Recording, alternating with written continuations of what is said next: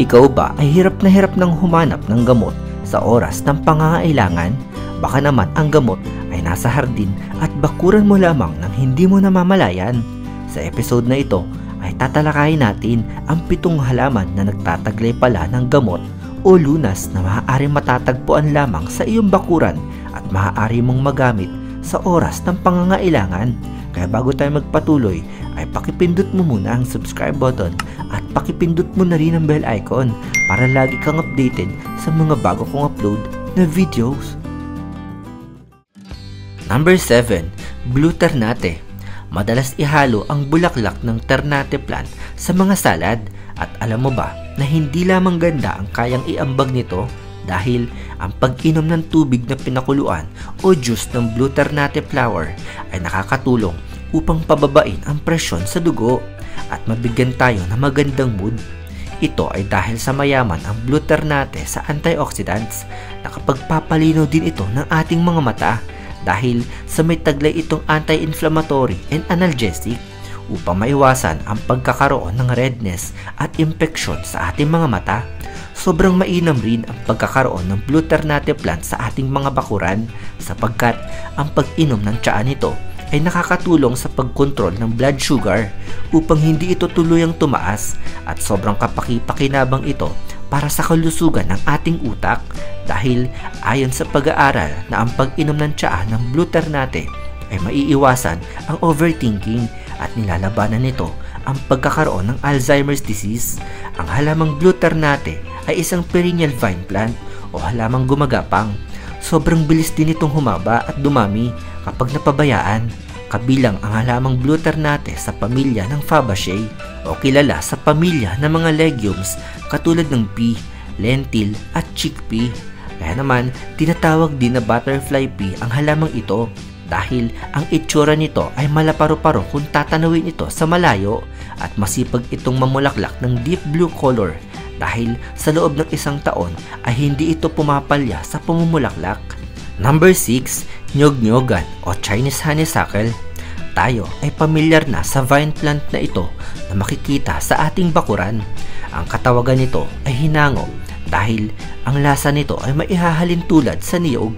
Karamihan sa mga tao ay pinipiling alisin ito sa kanilang mga bakuran sapagkat kumakapal ng husto ang halamang ito.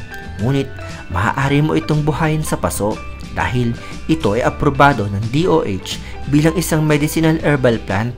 Ang nilagang dahon ng nyog-nyogan ay nakagagamot ng pamamaga ng atay, nakagagamot din ng sakit sa pag-ihi at nakapagpapababa ng lagnat. Maaari ring gamitin ang dahon nito na pangtapal kung sumasakit ang ulo. Ang hinog na bunga ng nyog-nyogan ay maaaring i-roast o ihawin at kainin para mawala ang sakit ng tiyan.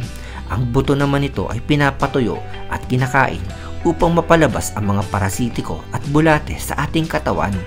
Babala lamang, inirerekomenda na ang pagkain sa buto nito ay hindi dapat araw-arawin. May iba't iba pang lunas ang hatid nito para sa rayuma at kanser batay sa mga pag-aaral na isinagawa. Number 5. Holy Basil. Ito ay isang uri ng herb at may tuturing na medicinal plant sapagkat ang Holy Basil ay madalas na inihahalo sa mga lutuin dahil sa nakapagbibigay ito ng sarap at kapansin-pansing lasa na kadalasang inihahalo sa mga lutuing may gata at iba pa. Ang Holy Basil o kilala sa pangalang Tulsi ay malawakang ginagamit sa Ayurvedic medicine para sa mga therapeutic properties nito. Ang Ayurvedic na gamot ay isang sistema ng tradisyonal na panggagamot na native sa bansang India at gumagamit ng panchakarma o tinatawag na 5 actions tulad ng cleansing, yoga, massage, acupuncture at herbal na gamot. Ang Holy Basil ay maraming nagagamot na sakit at sobrang kapaki-pakinabang bilang herb and medicinal plant tulad ng pag-aalis ng mga karamdaman sa paghinga, pagbabawas ng stress, pagpapaganda ng panunaw, problema sa puso, lagnat, diarrhea at skin problems. At mayaman din ang Holy Basil sa diverse phytochemicals, tannins, flavonoids, carvacrol, linalool, camphor, and cinnamyl acetate. Kaya madalas gawing tsaa ang mga dahon ng Holy Basil upang gamutin ang mga nabanggit na sakit. Number 4. Tawa-tawa plant o Euphorbia hirta. Ang tawa-tawa ay karaniwan na makikita sa mga bakanteng lote o lugar kasama ng mga damo na tumutubo. Sa lahat ng oras ay hindi naman natin ito pinapansin dahil sa pag-aakalang damo lamang ito. Ngunit ang halamang ito ay sobrang dami palang benepisyo ang kayang ibigay para sa tao. Ang itsura nito at ang mga dahon nito ay tumutubo na magkapares at may bunbun na bilog sa gitna. Medyo mabuhok ito kapag hinawakan. Ang halamang tawa-tawa ay ginagamit sa ilang kondisyon sa katawan. Ang dahon, ugat at dagta nito ay may medical na benepisyo kapag pinakukuluan at iniinom. Maaari ring patuyuin ang dahon nito at gawing tsaa. Kayang gamutin ng tawa-tawa ang mga sakit tulad ng hika, dengue, diarrhea, buni, kuliti, lagnat, pigsa, sugat at alta presyon. Ang halamang tawa-tawa ay kadalasang ginagamit at inirekomenda sa mga kaso ng dengue sapagkat ito ay mabisang pampababa at pampaalis ng lagnat. Kaya tuwing tag-ulan at nilalagnat at kung pinaghihinalaan mong na-dengue ka, ay maaari kang uminom ng pinagkuluan ng halamang tawa-tawa. Ang halamang tawa-tawa ay mabisa rin para sa asthma, dahilan kaya pinangalanan itong asthma plant sa salitang Ingles. Isang babala lamang, ito ay bawal sa mga buntis at mariing ipinapaalala na bawal uminom ng tubig na pinagkuluan ng tawa-tawa plant ang mga buntis sapagkat may masamang epekto ito sa pagdadalang tao at maging sa kalusugan ng sanggol sa sinapupunan. Ipinagbabawal din ang pag-inom nito na madalas. Number 3, botong silyo o Gomphrena globosa. Karamihan sa mga tao kapag nakikita ang halamang botong silyo sa bakuran ay madalas na pinagbubunot at pinagkakamalang damo ang halamang ito. Dahil sa ito ay mabilis magparami. Kahit itapon mo ito malayo sa inyong bahay ay mabubuhay pa rin ang halamang ito dahil sa mga buto na nakapaloob sa mga bulaklak nito. Ngunit ang halamang botong silyo ay may taglay ring medikal na benepisyo dahil ito ay ginagawang tsaa o botong silyo tea. Ang ginawang tsaa nito ay may matamis na lasa at nakapagbibigay ng balanced blood pressure. Mainam din ang regular na pag-inom ng tsaa nito para mapigilan ang pagkakaroon ng puting buhok. Nakapagpapababa din ito ng lagnat at nakapagbibigay ng ginhawa laban sa sipon.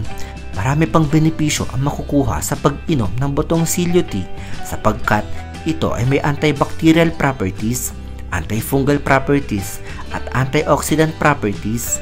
Mainam din na ipahid sa sugat ang inistim o dinikdik na halaman nito. Ang pag-inom ng tsaa nito ay maganda rin para sa balat kaya huwag ismulin ang botong silyo plant. Number 2, gumamela o hibiscus plant. Halos lahat ng tao sa Pilipinas ay kilala ang gumamela bilang isang halamang namumulaklak lamang. Ang halamang gumamela ay kilala rin sa tawag na China rose dahil sa magagandang iba't ibang kulay nito. Ngunit hindi lamang palamuti ang halamang ito dahil ginagamit ang gumamela para gamutin ang bronchitis.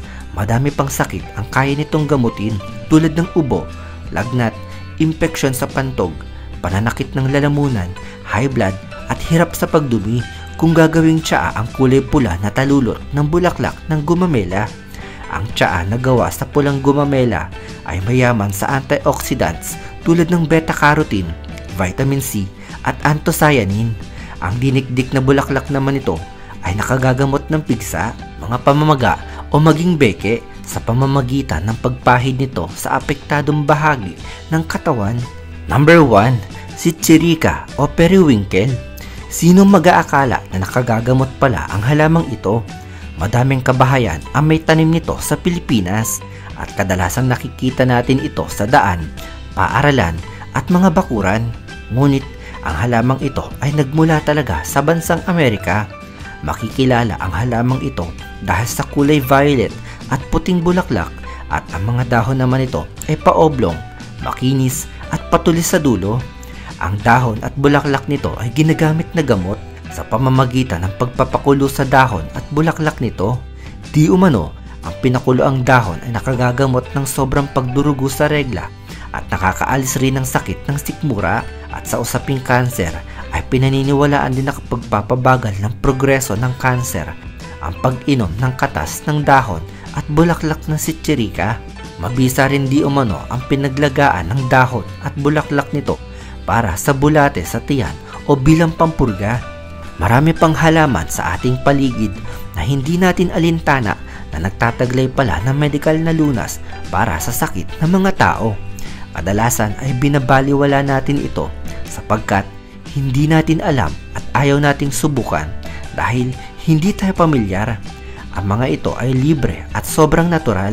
Kaya naman, maraming salamat sa mga halamang ito.